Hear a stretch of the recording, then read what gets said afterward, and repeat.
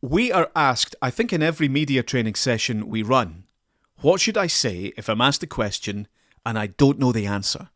And it's always quite reassuring when people ask me this, because then what they say is, I don't want to busk it. I don't want to fake it. If I don't know, I'm not going to pretend I know. And that's exactly what you should be feeling. You don't want to be busking it. You don't want to be pretending, because you know that people can tell.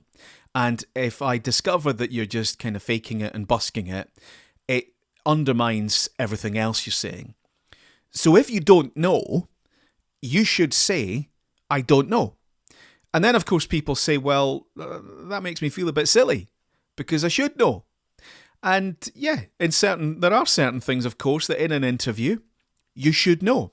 And when you're preparing for the interview, that's what you want to figure out is, given my position, my job title, my status, and given this particular situation, what are the things that I reasonably should be expected to know? And do that preparation and make sure you know those things so that you can deliver that information. Sometimes, of course, somebody might be asking for information that actually is unreasonable for you to have. Or perhaps their question is overly simplistic. There might not be one overall number. There might be several numbers. They might be expecting you to deliver the information in a way that it's not gathered in that way. It's not presented in that way. We don't have an overall number. We've got breakdown for every local authority, all that sort of thing. And so in certain situations, it might be okay to signpost people to the website. I do have the information. I just can't recall it right now, but it's over there if you want to go and look at it. And sometimes it can be useful to signpost people to a website. If you want all the data, all the background, all the information, I'm not hiding anything. I just can't give you it in a 15-second soundbite, but if you want it, there's the URL. Another technique that you can use is setting the terms yourself. So there's a clip doing the rounds of Mary McCallan of the SNP, or the Scottish Government, the Housing Minister, Cabinet Secretary for Housing in the last government, probably still will be when the new government's formed just shortly. And she is at an interview and she's asked how many people are on the social housing register in Scotland.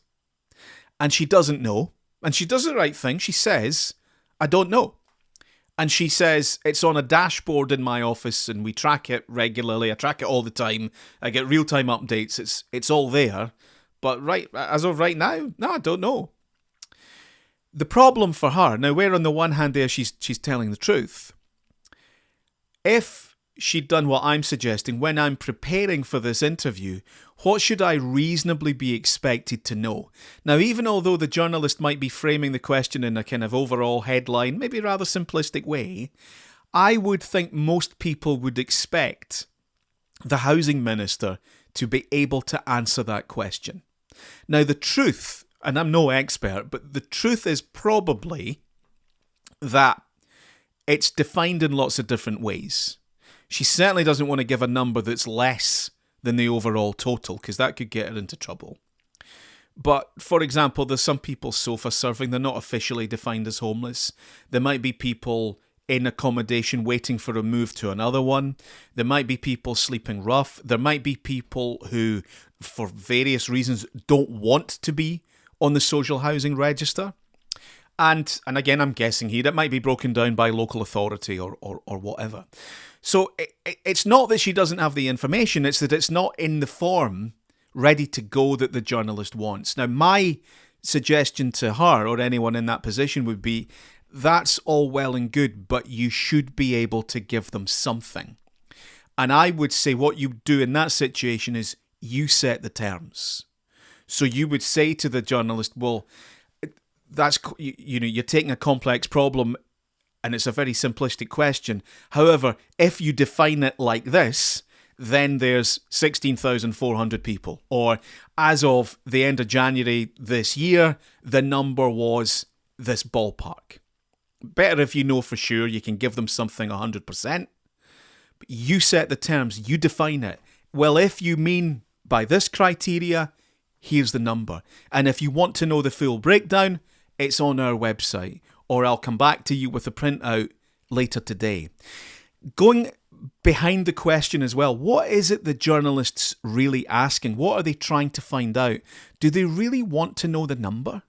Because if I really want to know the number, I could do a Freedom of Information request. I could email the office. Getting the number's not the difficult bit here.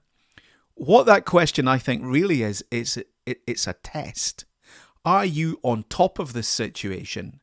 And do you care?